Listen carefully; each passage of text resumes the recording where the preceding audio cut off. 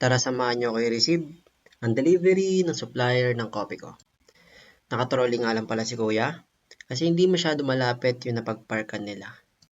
Iniwan lang ni Kuya yung stocks nila sa harap ng bodega namin kasi may kukunin pa siya ng stocks sa sasakyan nila.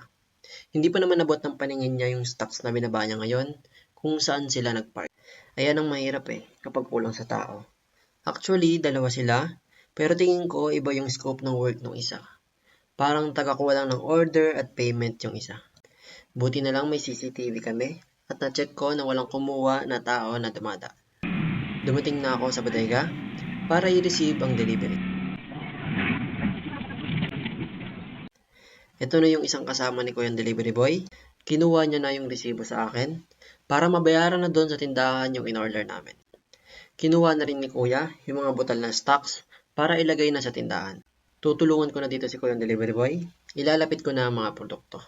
May bukas pala na box. Buti na lang tapat si Kuya delivery boy. Siya mismo nag-initiate na bilangin sa harap ko.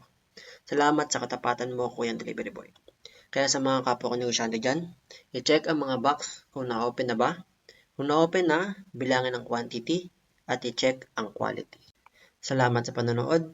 Sana may panibago kayo natutunan sa negosyo. Kung gusto nyo pa makapanood ng mga karagdagang kaalaman sa negosyo, i-click ang subscribe at follow button. Alin Business, para sa inyong mga business. Paalam!